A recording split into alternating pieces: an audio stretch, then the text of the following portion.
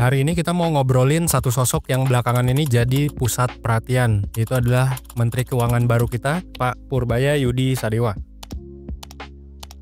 Menteri ini dijuluki Menteri Koboi. Dia bukan tipe pejabat yang kaku, yang suka baca teks. Video-videonya juga banyak yang viral. Sudah berhari-hari FYP gua penuh sama Pak Purbaya. Dia juga nggak segan-segan mengeluarkan pernyataan yang kontroversial. Udah nyentil Rocky Gerung, nyindir BUMN, bilang gaji menteri kecil, bilang achieve 6,5% growth itu easy. Dia juga bilang IMF tuh bohong dan tidak sepintar dan sejago dia dalam mengelola ekonomi. Dan kalau kita lihat anaknya juga sama aja ya, sama-sama NPD.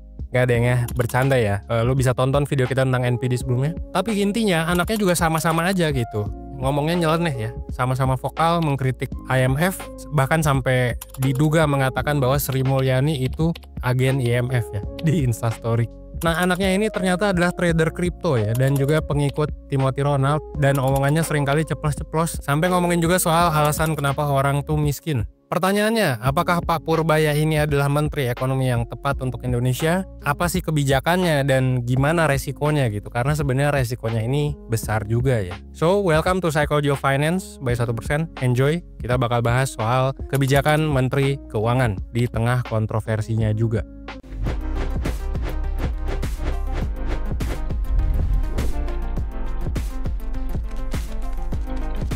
Welcome to Psychology of Finance. Oke guys, sebelum lanjut gue mau ngasih tahu info buat lo yang lagi ngerasa bingung, ngerasa stuck sama hidup akhir-akhir ini.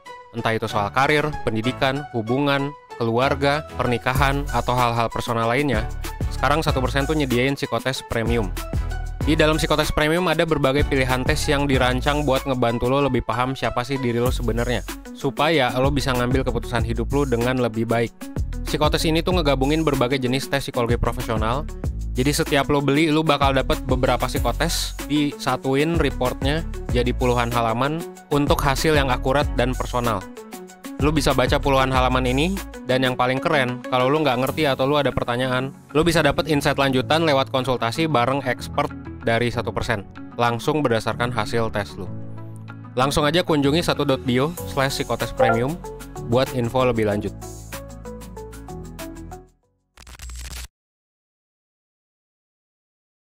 Jadi, di balik semua gaya yang slengean dari Purbaya, sebetulnya ada sebuah filosofi ekonomi yang menurut gue bisa dirangkum jadi satu kalimat. Kalau mau kita rangkum, kuncinya tuh cuma satu kalimat ini, yaitu adalah gini, uang negara kalau nggak dipakai itu adalah pemborosan. Jadi buat Purbaya, masalah utama ekonomi itu bukan suku bunga, ya, bukan yang lain-lain, tapi adalah likuiditas, alias peredaran uang di masyarakat. Nah, Purbaya itu belajar dari cara Amerika Serikat keluar dari krisis di tahun 1930 dan gimana pemerintahan Jokowi juga ngehandle COVID di tahun 2020. Nah, jadi ini data yang dia paparkan ya waktu itu, dan ini diliput sama Kompas, bahwa ekonomi US itu naik secara signifikan ketika uang beredar mulai ditingkatin sama pemerintah. Lu bisa lihat ya di tahun-tahunnya. Nah, termasuk juga pas COVID kemarin. Katanya Pak Purbaya juga sempat nolong Jokowi pas 2020. Terutama pas money supply itu lagi di bawah banget di Agustus 2020. Bahkan dia juga sempat nyindir Rocky Gerung pas ngejelasin grafik peningkatan money supply di tahun 2020 sampai 2023. Jadi kalau menurut Purbaya, solusi untuk ningkatin growth ekonomi itu bukan potong-potong suku bunga, bukan hal apapun, tapi hanya satu. Ya, sekali lagi gelontorkan uang ke dalam sistem. Nah, biar ningkatin money supply, Purbaya juga nggak segan-segan untuk menekan bank BUMN. Jadi dia ambil tabungan negara 200 triliun, terus dia taruh ke BUMN. BUMN pun dia sindir ya, karena katanya biar CEO-nya itu nggak sibuk main golf terus gitu. Dia juga melihat ternyata ada banyak duit Indonesia yang nganggur ya, katanya sih di OPT Bank Indonesia itu ada 810,86 triliun. Dan duit nganggur ini sebetulnya kalau kata beberapa orang ya itu kayak dana darurat yang udah disiapin sama menteri sebelumnya. Cuman kalau menurut filosofi dari Menkyu Koboi ini ya berbeda ya. Dianggapnya ini sebagai hal yang malas dilakukan oleh menteri sebelumnya gitu. Jadi sayang kalau disimpan, mendingan disalurin aja duitnya biar ekonomi bisa kebantu juga sama pemerintah. Dia nggak bilang spesifiknya seperti itu, tapi kalau gua paraphrase kurang lebih begitulah maksudnya sepertinya ya. Jadi agak nyindir menteri sebelumnya juga. Nah, si Purbaya ini juga ngebawa angka ini pas di rapat-rapat sama DPR. Dan menariknya, DPR juga banyak katanya yang kontra sama Sri Mulyani. Salah satunya adalah karena Ibu Sri Mulyani tidak menyimpan uang secara efisien, cuma disimpan di Bank Indonesia doang. Ini ada salah satu klipnya ya. Pak, kalau uang Bapak ditaruh di BI, dosa Bapak dua. Satu, Bapak nggak bangun ekonominya. Yang kedua, sistem kering, nggak bisa bangun juga.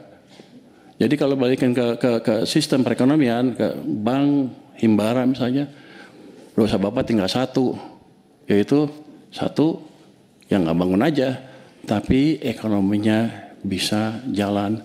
Kalau itu yang dimanfaatkan adalah real sector. Nah, 200 triliun ini sebenarnya kan kecil gitu. Bisa dibilang kecil, bisa dibilang besar juga. Tapi sebenarnya ya 200 triliun ini cukup besar kalau relatif dengan posisinya bank-bank BUMN. Ya kan, tapi kalau misalnya kita mau positive thinking gitu ya, dan ini juga sempat kita lihat di videonya Benix, 200 triliun yang ditaruh ke bank ini sebetulnya bisa jadi 1000 triliun uang yang beredar di masyarakat. Kenapa? Karena ya kalau duit itu dialirin ke bank, nanti orang kan bisa minjem duit, nanti bisa buka lapangan kerja, nanti ya duitnya ngalir lagi ke orang, nanti orang bisa belanja, nanti bisa buka lapangan kerja lagi, dan seterusnya, bisa sampai 1000 triliun. Nah, untuk ningkatin jumlah uang yang beredar, bukan cuma ngasih 200T dan nyindir BUMN juga, Purbaya juga nggak segan buat mengancam kementerian lain buat cepet-cepet spending sebelum Oktober. Karena dia menganggap banyak menteri yang newbie ya, jadi baru masuk jadi menteri pertama kali ya, belum terlalu lincah untuk mengelola dan membelanjakan anggaran. Jadinya Purbaya ngerasa perlu turun gunung dan ngedorong mereka secara langsung untuk spending. Bahkan sampai beliau juga bilang, kalau bisa gue bikin tim khusus biar government spendingnya lancar by Oktober 2025 ini. Kalau enggak, apa yang terjadi ya budgetnya bakal di-cut. Dan gue rasa gue jadi bertanya-tanya ya, kayak apa jangan-jangan banyak menteri yang di-reshuffle ini karena masalah ini juga ya gitu. Masalah si pengelolaan anggaran. Selain karena banyak kontroversi lain ya, karena kedepannya sepertinya akan banyak reshuffle menteri lagi. Nah, dari landasan utama tadi untuk menggelontorkan duit, Purbaya tuh membangun visi besarnya yang masih juga masuk dalam konsep Sumitronomics, alias konsep ekonomi dari Sumitro. Siapa itu Sumitro? Dia adalah ayahnya Prabowo yang juga ahli ekonomi ya. Nah, jadi Sumitronomics tuh berisi 3 pilar. Ini gue dapat slide-nya juga dari presentasinya Pak Purbaya, di mana pertama adalah pertumbuhan ekonomi yang tinggi. Jadi targetnya tuh nggak main-main, jadi harus ngincer angka lebih dari 8%, bahkan kalau bisa double digit. Kenapa? Karena kalau menurut Purbaya, negara-negara yang terkena jebakan middle income trap itu pertumbuhannya harus double digit selama 10 tahun, biar keluar dari jebakan tersebut. Yang kedua adalah pemerataan manfaat pembangunan. Nah, jadi Pak Sumitro itu pengen kue ekonomi yang besar ini bisa dirasain semua orang. Ya, that's why Prabowo akhirnya bikin yang namanya MBG ya, cek kesehatan gratis dan lain-lain. Jadi biar merata ke orang miskin juga gitu ngerasain, orang menengah ngerasain, orang kaya juga ngerasain. Dan yang terakhir adalah stabilitas nasional yang dinamis. Nah, di sini intinya ngejaga biar negara tuh tetap adem. Kalau yang ini kayaknya belum berhasil ya. Apalagi dengan serangan dari banyak influencer ya, dari banyak rakyat Indonesia terhadap pemerintah, DPR, segala macam ya. Tapi jujur ya, sejak Purbaya masuk, somehow gua pribadi jadi lebih pede, jadi lebih positif sama ekonomi Indonesia, ya kan? Dan ini dibuktikan juga karena sejak Purbaya yeping soal ekonomi, IHSG ini naik terus guys, sejak dia menjabat ya. Jadi gua rasa ini ngaruh juga ke ya foreign flow gitu kan, dipikir awalnya Sri Mulyani out, wah this is bad segala macem ya. Ternyata nggak juga. Banyak orang yang akhirnya mendukung, mungkin salah satunya yang masih positive thinking adalah gua, meskipun gua nanti ceritain juga di mana kita harus negative thinking terhadap kebijakan ini. Tapi intinya kita udah melihat terbukti dalam beberapa hari ke belakang ya. Jadi IHSG naik, so ya good job lah, yepingnya ternyata bisa ngebuat orang jadi berpikir positif. Jadi nggak negatif-negatif mulu gitu ya. Nggak darurat-darurat terus gitu. Oke, halo, nama gue Dana, gue brand manager di 1% ya. Selain kebijakan ekonominya yang out of the box, sebenarnya Pak Purbaya ini nimbulin banyak kontroversi dari gimana cara dia berkomunikasi sama publik ya. Bahkan dia sampai ditap sebagai Menteri Koboi, dan lo juga udah bisa lihat di internet, di sosmed, banyak banget ya orang-orang yang ngeklik statement-statementnya dia yang bisa dibilang gayanya tuh beda dari pemerintah pada umumnya. Gaya ini tuh sebenarnya mirip sama Pak Ahok ya, dimana beliau itu ngebangun citra pemimpin yang kuat, anti birokrasi, dan berorientasi pada hasil. Which is ini beberapa masyarakat juga akhirnya pro yang sama gaya yang bawa juga. Pertanyaannya, kenapa gaya yang cowboy yang dibawa Pak Purbaya belak-belakan itu bisa direspon positif sama sebagian netizen? Meskipun juga ada yang kontra, tapi yang menarik ada yang merespon positif. Kondisi ini sebenarnya bisa dijelasin pakai teori expectancy violation theory. Tipenya tuh gini, ketika kita ngobrol sama orang, kita kan pasti punya ekspektasi. Contohnya, publik pasti punya harapan atau ekspektasi kalau seorang menteri keuangan itu ngomongnya pasti formal, hati-hati, dan merasa banget kayak akademisi gitu. Kayak pendahulunya ya, Ibu Sri Mulyani. Tapi Pak Purbaya itu melanggar ekspektasi ini. Dan ketika ekspektasinya dilanggar, reaksi dari publik itu bisa positif dan juga bisa negatif. Orang-orang yang merespon positif itu ngelihat komunikasinya Pak Purbaya itu sebagai sesuatu yang menyegarkan, berani, dan juga mendobrak.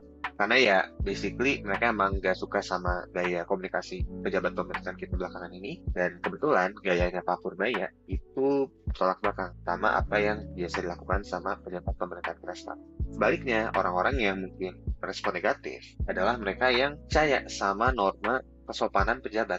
Jadi ketika ada pejabat yang gak sopan, itu buat mereka sebenarnya gak sepatasnya gitu. Pejabat ngomongnya belak-belakan dan ngobrol kayak orang biasa. Intinya Pak Purbaya ini sebenarnya nggak cuma punya kebijakan ekonomi yang kontroversial, tapi juga dia punya cara komunikasi yang menimbulkan pro dan kontra. Tapi itu sebenarnya dia lakukan, kalau yang gue pahami, emang buat mastiin kalau kebijakan-kebijakannya itu bisa dipahami sama masyarakat, bisa diterima juga, dan bisa jalan sebenarnya. Emang ekstrim, tapi gue yakin gaya komunikasinya ini memang selaras sama apa yang memang dia mau capai dari tujuan kebijakan ekonomi fiscal.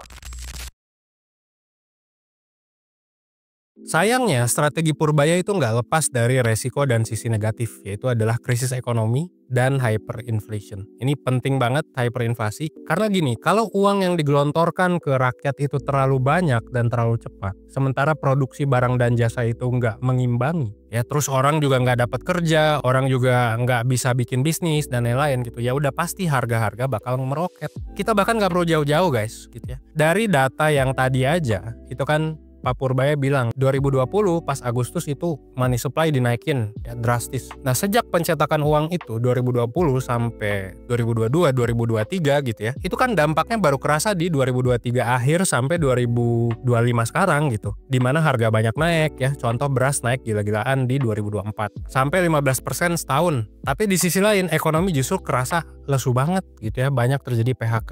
Nah berarti kan terjadi inflasi tapi ekonomi nggak naik gitu loh. Nah ini kan bukti nyata kalau resikonya tuh tetap ada dan bisa jadi baru bakal kerasa 1-2 tahun ke depan atau bahkan 5 tahun ke depan gitu loh ya. Jadi ketika Prabowo lengser baru kerasa lagi tuh makin gila ekonomi gitu kan. Nah kita nggak mau kan seperti itu gitu kan, jadi malah ngebawa makin banyak utang, malah ngebawa makin banyak kegagalan gitu. Nah kita kan nggak mau seperti itu. Makanya teman-teman juga harus mengawal gitu ya, kita boleh lah positive thinking, kita boleh lah optimis gitu ya, karena Indonesia juga kan sebenarnya negara yang kuat ya dari segi ekonomi, tapi harus tetap kawal juga. That's why kalau menurut gua obat dari kebijakan ini sebetulnya cuma satu, yaitu adalah apa? Pemberantasan korupsi.